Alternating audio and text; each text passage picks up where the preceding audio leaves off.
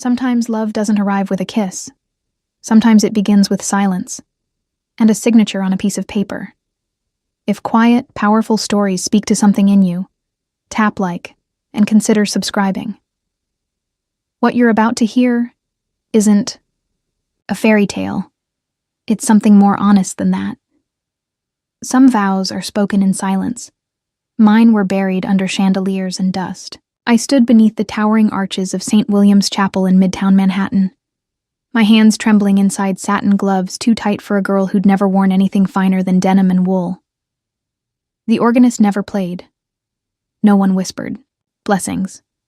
There were no flowers, just the hollow echo of footsteps on marble and a gold ring that didn't fit my finger.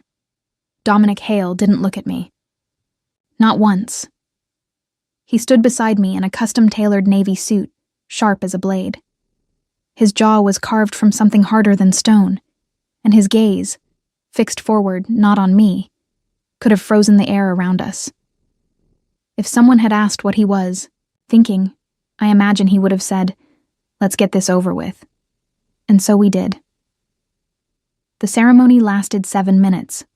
No family, no friends, just a judge in a gray suit, 2 legal witnesses in black, and the rustle of paper as our lawyer handed over the marriage license for our signatures.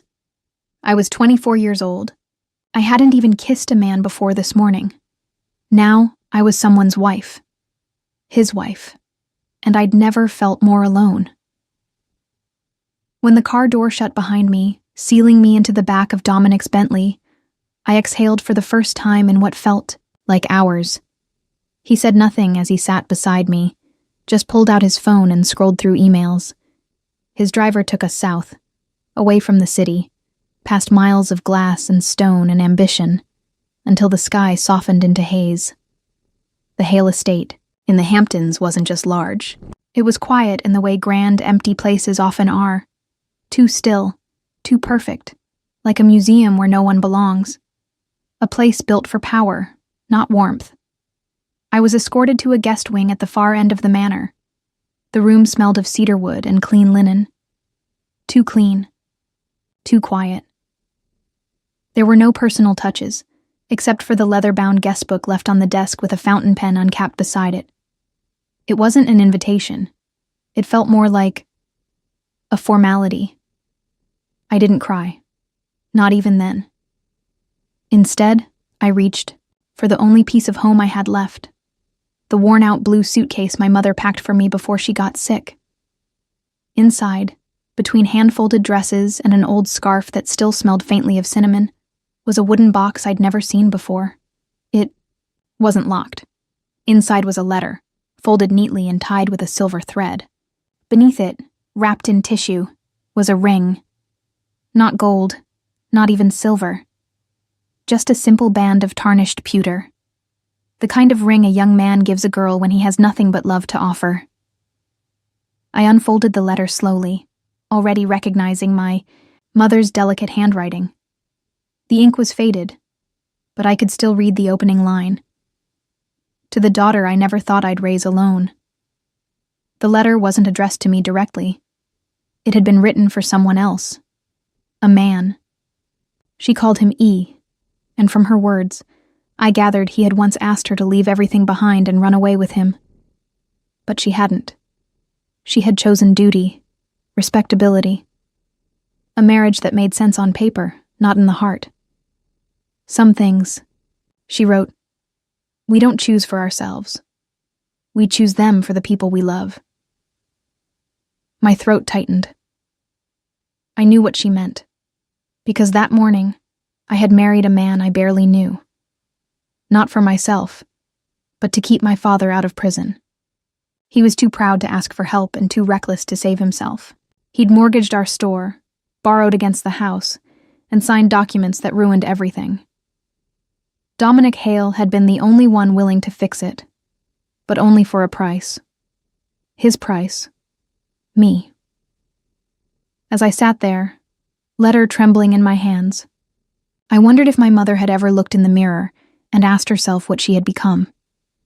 And I wondered if I would ask the same thing one day. The room stayed quiet until sunset. when soft amber light poured through the bay window and settled on the desk. I reached for the folded marriage announcement card Dominic's assistant had placed there earlier. It was printed in cursive, impersonal, like a press release. But there was a line written in gray ink, in a hand I didn't recognize. Sometimes redemption doesn't come through apology. It comes through protection. Quiet and relentless.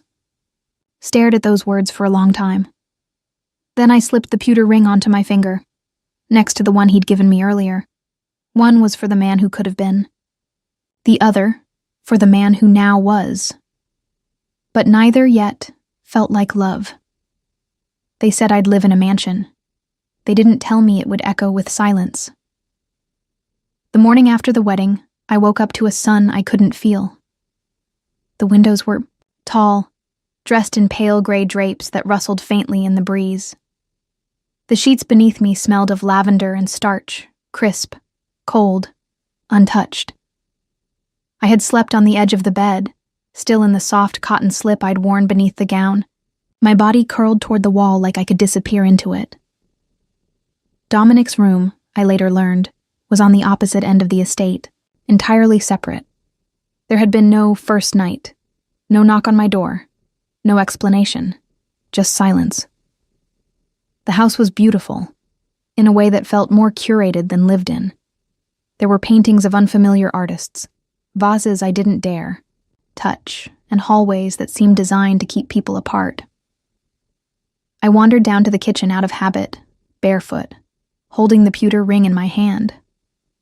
It felt heavier that morning, like a memory that refused to stay buried. The staff were kind but distant, trained to keep their eyes low and voices lower. No one said, "Congratulations." No one asked how I was feeling.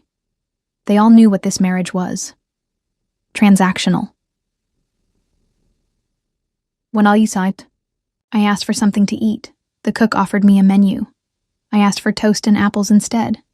Something simple. Something my mother used to make on cold mornings when our heater barely worked and the oven door had to be left open just to warm the room.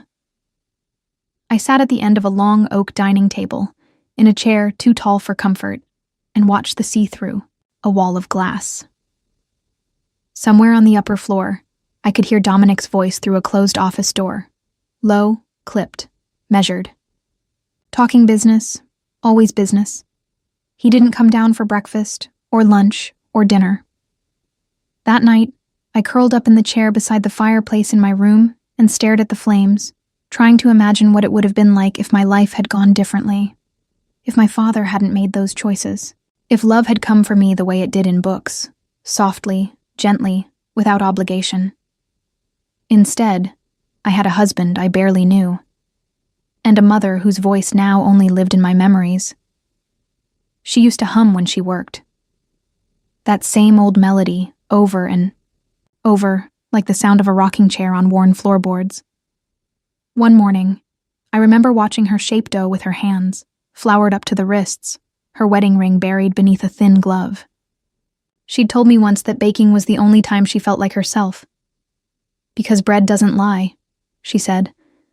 I remember thinking, neither do daughters. But maybe I'd been wrong about that. On the third night, I found a box in the corner of the hallway outside my room. Unmarked, no ribbon. Just my name written on a cream card. Inside was a tin of ground cinnamon, the same brand my mother had always bought. I held it to my nose and closed my eyes. The scent knocked something loose in my chest. I didn't know who had left it. No one. Confessed. I asked the housekeeper. She shrugged politely, but something told me it wasn't a coincidence. That night, I didn't eat in the grand dining room. I made tea in the small but functional kitchenette next to my room, wrapped myself in a shawl, and stood on the balcony until the stars came out.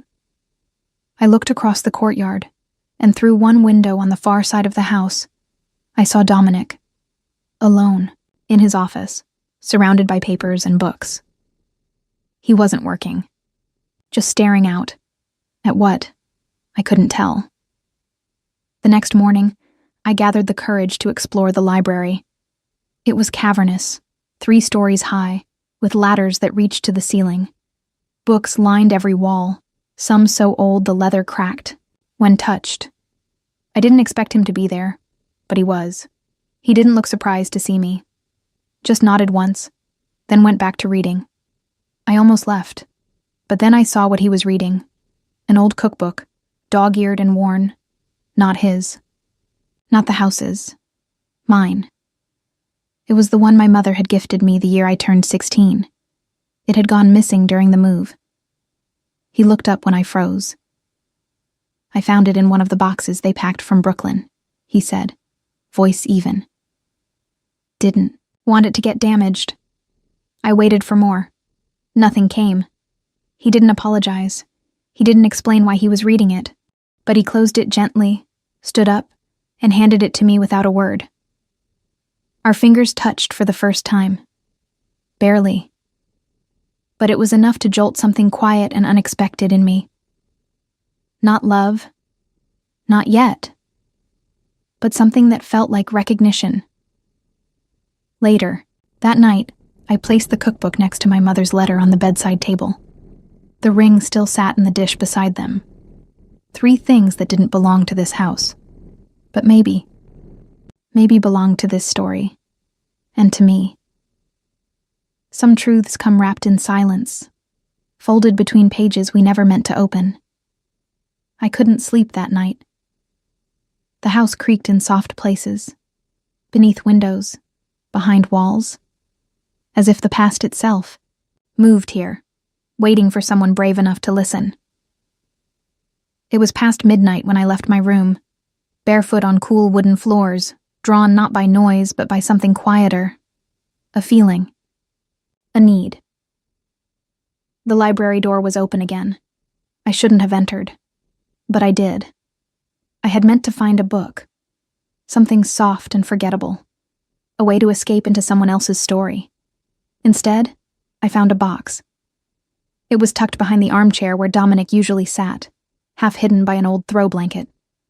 A plain wooden box with a silver latch. Not locked. I shouldn't have opened it. But I did. Inside were letters. Dozens of them. Each written in the same tight, deliberate handwriting I'd come to recognize over the past 2 weeks. Dominic's. Some were addressed to me. Others weren't addressed at all. I pulled the top one free and unfolded it. I don't know how to speak to you, so I write instead. You sat at the window for 27 minutes this morning. I counted. You wore your mother's scarf. I wanted to tell you that I remember her wearing it too. I stopped reading. The next letter was dated 2 days after our wedding.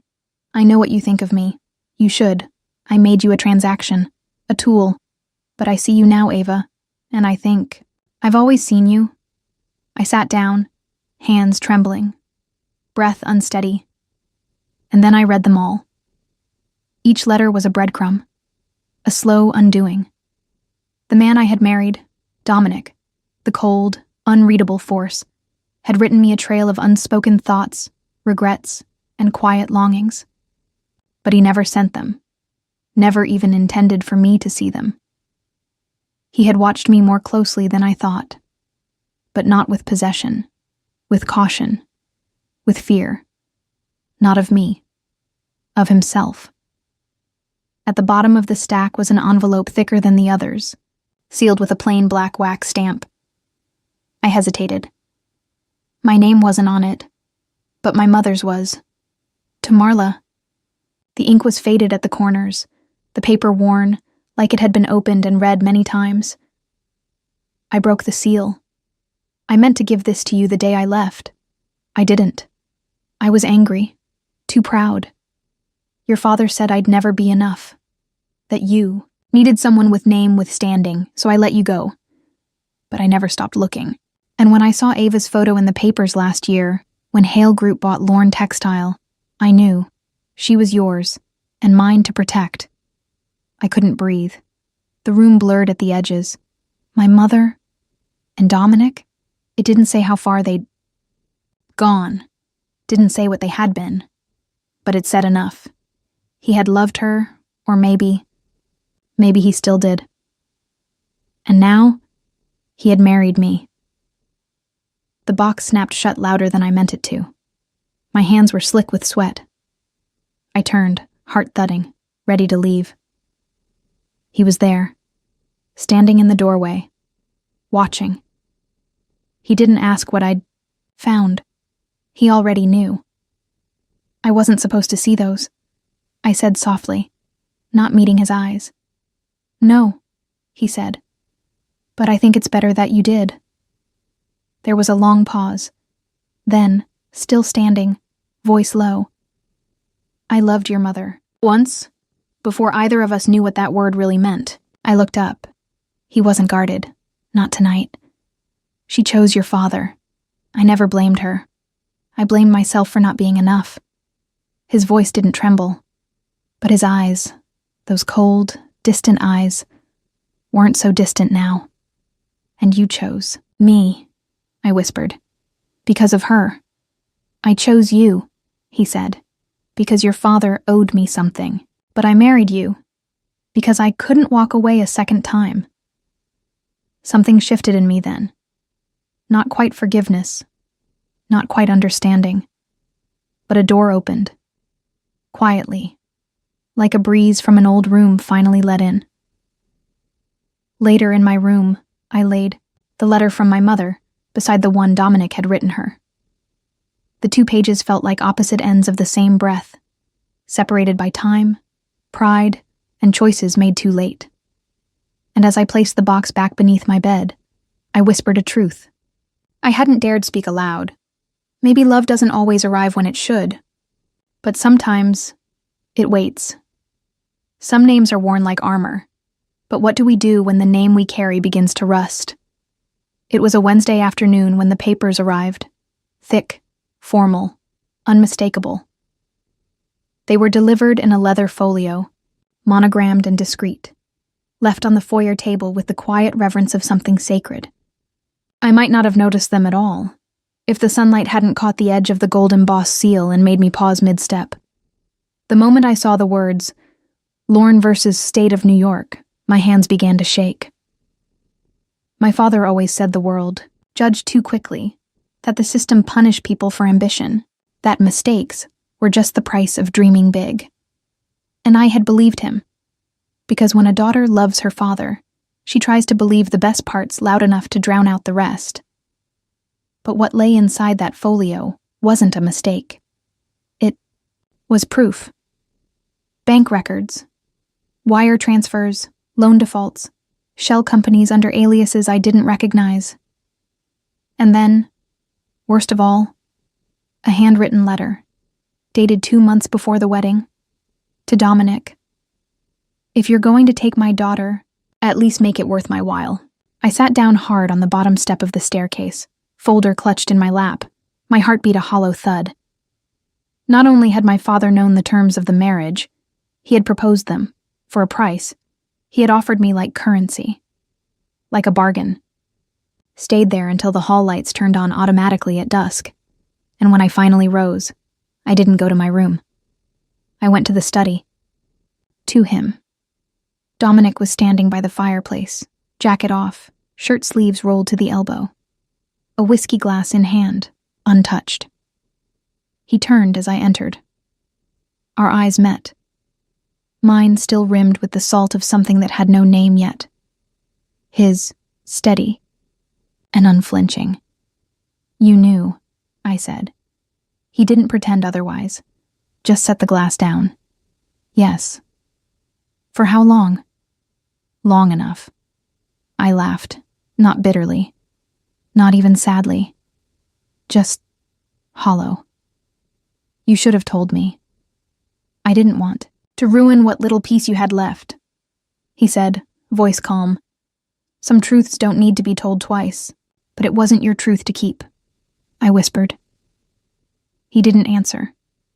I turned away, afraid that if I looked at him any longer, I'd see something I wasn't ready to. Sympathy, pity, compassion.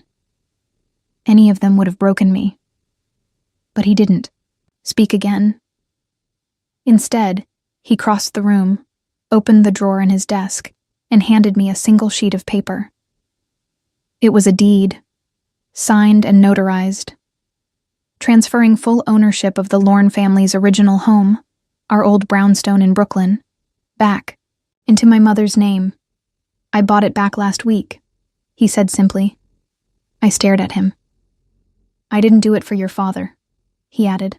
"I did it for her, and for you." That night, I made tea in the kitchen with hands that still trembled. I didn't know what to think, or what to feel. Grief comes in strange forms. Sometimes, it wears the shape of a man you thought you trusted. And sometimes, it looks like a stranger quietly returning what was never his. I brought the tray into my mother's room. She was sitting up for the first time in days, propped by pillows, her hair thinner than I remembered. Her eyes still sparkled, though, like mine used to when I believed life was fair. I sat beside her and placed the cup in her hands. "Still too much sugar?" She smiled weakly. "Just how you like it." We were quiet for a moment. Then she looked at me, not through me, not past me, but directly. "Did he hurt you?" she asked. I shook my head. "No, not in the ways that matter." She reached for my hand. "You have his strength," she said softly. "But I hope you also keep your own softness. That's where the real courage lives." I looked down at her fingers, bony, warm, still smelling faintly of lavender lotion. And I knew then what I hadn't been ready to admit. Dominic wasn't the man I feared becoming tied to. My father was. Later, I stood at the window, watching the sea shift under moonlight. The house behind me no longer felt like a prison. It wasn't home yet, but it had doors that opened now, and someone on the other side willing to unlock them. Before bed, I wrote a letter, not to Dominic, not to my father, to myself. I wrote, "Honor is not inherited, it's chosen, and tonight, I choose mine." Sometimes a chair pulled out beside. "You says more than 1,000 confessions."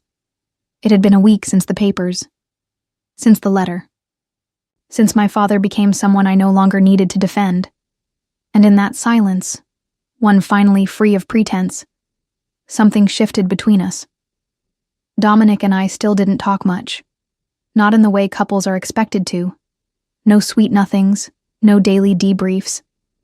But there was less tension in the halls, less avoiding of eyes, more presence. He lingered longer at the breakfast table. He asked if I needed anything from the market. He offered me a book one evening, without explanation, just a quiet gesture between two people who no longer wanted to pretend they weren't watching each other. That morning, I wandered into the small tea room off the east wing. I hadn't planned to. The door was cracked open, and the sun caught the edge of a teacup so perfectly I thought, for a second, it was lit from inside. I stepped in slowly. No servants, no voices. Just a breeze coming in from the open window and the soft scent of Earl, gray lingering in the air. The room was simple. A low table, 2 chairs, a china cabinet with mismatched cups, and lace curtains dancing like ghosts in the light. It reminded me of the kind of place my mother would have created if she'd ever had the space or the time. I ran my fingers over a porcelain cup, tracing the faded blue edges. And then, "That one's her favorite." His voice didn't startle me this time. Dominic stood in the doorway, sleeves rolled, no jacket, the soft afternoon light softening the angles of his face. For once, he didn't look like the ruthless man I'd married. He looked almost human, tired, thoughtful, real.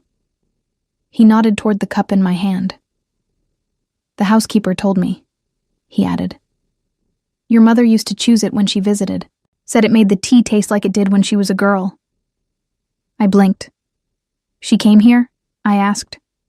"Once," he said, "before she got sick." There was no sadness in his voice, just memory, and a kind of reverence I hadn't expected. "She sat right there," he said, motioning to the chair near the window. "Told me I needed more color in this room."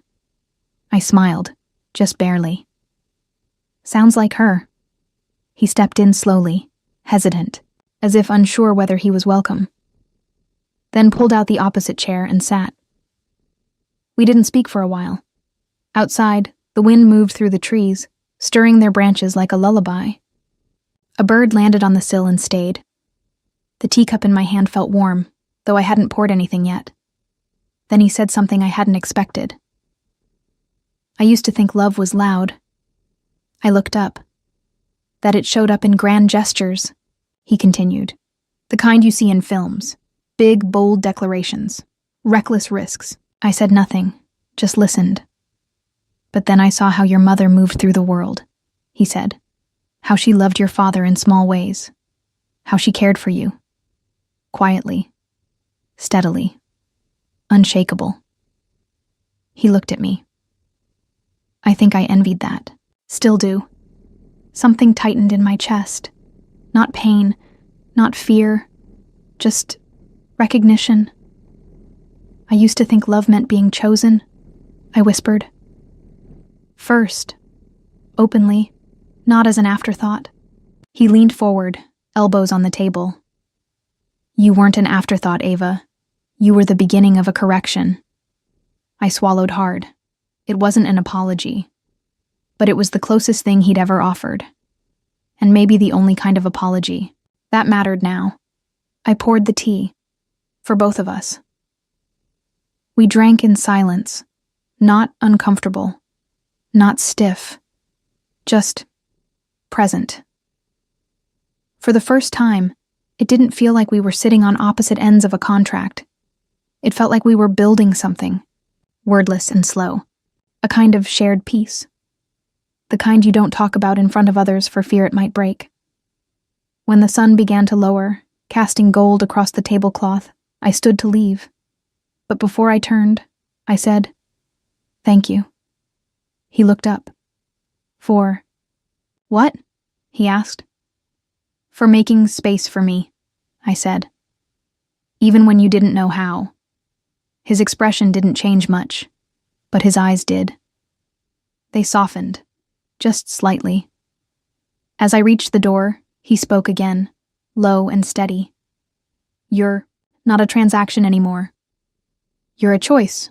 I didn't look back. I didn't need to. My heart did something strange then. It didn't leap. It settled, like a bird finally finding a branch it trusted. That night, I returned to my room, pulled out the pewter ring, and held it in my palm beside the gold one he'd given me. One from the past, one from a promise, neither quite love, but for the first time, I believed one of them could become it. He didn't bring flowers. He brought his presence, and sometimes that's everything. It started with a cough. Soft, barely there. Like the kind you clear politely when someone says something awkward at dinner. But this one didn't stop. By the time I reached my mother's room, the sheets were damp with sweat, and her breath came, in short, sharp bursts. She tried to smile, but her lips were pale. It's just the weather, she whispered, brushing off the concern, her voice thin as tissue paper. But her hands trembled when she reached for her tea, and her gaze drifted, like she couldn't quite find the edges of the room. I called the doctor. Then the nurse, then Dominic. He was scheduled to fly out that morning for a meeting in Chicago. A major deal, something involving land rights, and a firm his company had been circling for months. I didn't expect him to answer, but he did. Oh no. The first ring. She's worse, I said. Silence. Then, I'll be there in 15. And he was. He didn't say anything when he entered the room. He didn't need to. He saw her, pale and sinking into the pillows like something slowly unraveling, and something in him changed. He didn't flinch, didn't hesitate. Just stepped in, removed his jacket, and rolled up his sleeves. Then quietly took the washcloth from my hand and said, "Let me." For the next 5 hours, he didn't leave her side. He helped the nurse clean her. sat with her when she was lucid enough to ask for the radio, reached for the cup when her fingers failed her, wiped her forehead with the gentleness of someone who had done this before. And I realized he had. Later, he told me about his grandmother, how she'd raised him after his mother passed young, how he sat by her bedside the year she died, how it changed the way he measured worth in a person, not by what they built, but by who stayed. He canceled the flight, didn't ask his assistant to reschedule, didn't even look at his phone until hours later, only to turn it off. "I'll go. When she's better," he said. Not before. That night, when the nurse finally coaxed my mother into sleep, I found Dominic in the kitchen. He was boiling water, fumbling with the lid of a tin. "Too much?" he asked, showing me the spoonful of tea leaves. I blinked. It was my mother's favorite blend, lavender chamomile, the same one I'd brought from Brooklyn months ago. "Just enough," I said. We stood in the silence of the kitchen, steam rising between us, the soft ticking of the old wall clock filling the space where words might have gone.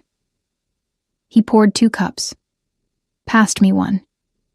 Then, without ceremony, without pretense, sat at the small wooden table tucked into the corner. I joined him, and for the second time in 2 weeks, we shared tea. No contracts, no explanations, just presence. He looked tired. Not the sharp, stylish exhaustion of late-night deals and red-eye flights, but a real weariness, the kind that seeps into the bones when you finally stop running. "You didn't have to stay," I said softly. "I know." "She wouldn't have blamed you." He looked at me then. The weariness softened. "I would have." The light above us flickered slightly, one of the bulbs always did, and for the first time in days, I laughed. A real laugh. The kind that comes not from happiness, but from relief. And Dominic smiled. Not the rehearsed smirk he wore in meetings, or the tight-lipped nod he gave at public events, but a quiet human smile, like something inside him had loosened. Later, as we walked back toward the hall, I paused outside my mother's door. "She said something today," I told him. "Before you came." He waited. She said, she hoped I'd be loved the way she once was, not loudly, but faithfully. I hesitated, then looked at him. "I think you're learning how." His jaw tightened, just briefly. But he didn't deny it. He just reached for the doorknob and opened it for me. And I walked through. That night, I found something small on the tray by my door. Not flowers, not chocolate, just a single handwritten note on cream paper, folded once, no name. "Some doors must be closed to keep us safe, but some must be opened again. Thank you for opening yours." No signature. But I didn't need one. I sat in bed, reading the words over and over, the steam from my tea curling in the lamplight like an echo from earlier.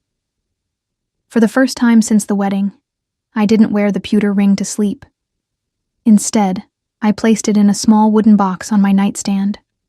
Next to it, I placed the gold band, and for the first time, neither of them felt heavy. Sometimes love doesn't speak. It shows up, every morning, holding a cup of tea. The house by the sea was smaller than I remembered. The wood was weathered in places. The paint faded to a soft gray blue that matched the ocean on overcast days. The porch still creaked on the 3rd step. The garden was overgrown, and the wind carried salt through the open windows like a whispered memory. But it was home. We moved back 2 weeks after my mother's fever broke. The doctor said she needed peace, familiar air, sunlight, and slow days. And so we came. Not just me. All of us, Dominic included. He didn't send staff ahead to prepare the place. He came himself, carried boxes, trimmed hedges, sat on the kitchen floor with a toolbox that looked too clean to have ever been used. When I asked him why, he said, "Because real things deserve real hands." The first morning we woke in the sea house, I found him in the library. It wasn't a real library, just a small sunroom with old wooden shelves and more dust than books. But it had a view of the water and a quiet that wrapped around you like a shawl. He was sitting on the floor, knees bent, reading a book I'd loved as a child, The Secret Garden. The image was so gentle, so human. I didn't speak right away. When I finally entered, he looked up and said, "I used to think this story was about plants." I smiled. "And now?" He closed the book slowly. "Now I think it's about people who don't know how to be alive until someone waters them." That day, we rearranged the books. Not because they needed it, but because it gave us something to do with our hands and hearts. He let me alphabetize. I let him pick which ones stayed on the bottom shelf. We didn't talk much, but we didn't need to. Every once in a while, his fingers would graze mine as we reached for the same title. He never pulled away. In the afternoons, we made tea and read aloud to my mother. She would sit by the window wrapped in a blanket, her eyes soft with memory, and smile when Dominic struggled with certain poetic lines. He never got frustrated, just tried again. One evening, as the sun dipped below the water and bathed the room in a quiet gold, she said, "You have a good voice." Dominic, firm but kind, he looked down, a little embarrassed. "I never thought so," he murmured. She turned to me. "You chose well," she said. That night, I found a small bouquet on my pillow. Not roses, not orchids, just 3 sprigs of lavender tied with twine, still damp from the garden. I placed them in a glass by the window. The scent stayed until morning. We fell into a rhythm that didn't need naming. He woke before me, made coffee, and left a note beside the mug. Nothing poetic, just breezy today. Bring a sweater. Finished the chapter. You were right about the ending. You left your pen in the garden. It's on the porch now. And each time I replied, not on paper, but in kind. I made him toast the way he liked it, barely browned. I fixed the stitching on the sleeve of his favorite sweater. I handed him a new bookmark without saying a word. One evening, I sat on the back steps, knees hugged to my chest, watching the waves roll in. The sky was violet and gold. The air smelled like salt and old wood. Dominic came out quietly, holding 2 mugs. "Chamomile," he said. He sat beside me, but not too close, just enough. We didn't speak. He handed me the mug, then, after a long silence, said, "I'm afraid." I looked at him. Of what? Of being someone you forgive, but never trust. His voice was so quiet, the wind almost took it. I set down my cup. Then, slowly, I reached for his hand. Not as proof, but as peace. We stayed there until the sky turned navy. Our hands stayed intertwined. And though no promises were made, I knew something had changed. This wasn't just stillness. It was surrender. Later that night, I found him in the library again. The pewter ring, the one I hadn't worn in weeks, was sitting on the shelf beside the gold one. He'd placed them side by side. No words. No note. Just there. And I understood. Not a choice. A history. Acknowledged. Honored. Let go. I stood in the doorway for a moment longer, then stepped forward, closed the space between us, and for the first time, I kissed his cheek. Just there. Just once. He closed his eyes and exhaled. I thought I was saving you, but in the end, you saved me by teaching me how to stay. The mornings were slower now. The wind still carried salt. The waves still curled gently into the shore. And the tea kettle still whistled at precisely 7:12, the way it always had in this house. But something inside me was different. I no longer woke bracing for tension, or measuring my breath before entering a room. Instead, I found comfort in the weight of the quiet, in the footsteps down the hall that I now recognized as his, in the sound of my mother humming again, just faintly, while tending to her herb pots on the window ledge. We had survived the winter, and I had survived myself. That afternoon, I sat at the kitchen table with a pen in my hand and a sheet of linen, paper folded neatly before me. It had been too long since I'd written anything by hand. Too long since I'd let the words find me slowly, instead of forcing them out. I didn't know what to call it. A letter? A confession? A beginning? Maybe it was all three. Dear Mama, you once told me that love wasn't something we fell into. It was something we chose to stay in, day after day, season after season. I didn't understand you then. I thought staying was weakness. That silence meant surrender. But now, as I sit in the kitchen where you used to roll dough with flour on, your cheeks and sing without realizing it, I finally understand. Staying isn't weakness. It's the hardest, bravest thing we do. Dominic was outside, repainting the porch railings. He insisted on doing it himself, despite the protests from our handyman. When I'd asked him why, he simply said, "Because this is ours now. Not just mine. Ours." That word used to frighten me. Now it steadied me. Mama, I want to tell you something I never had the courage to say. I resented you once, for giving up your dreams, for choosing duty over desire, for staying with a man who didn't always deserve you. But now I see it differently. You didn't stay because you had to. You stayed because you believed in making a life work, even if it was messy, even if it was unspoken, even if it took years. I see that now, and I honor it. Because I'm choosing to stay too, not because I must, but because I want to. That evening, as the sky dipped into gold, I found Dominic in the garden, brushing dirt from his palms and inspecting the basil he'd planted too deep. He looked up when he heard my steps, and smiled.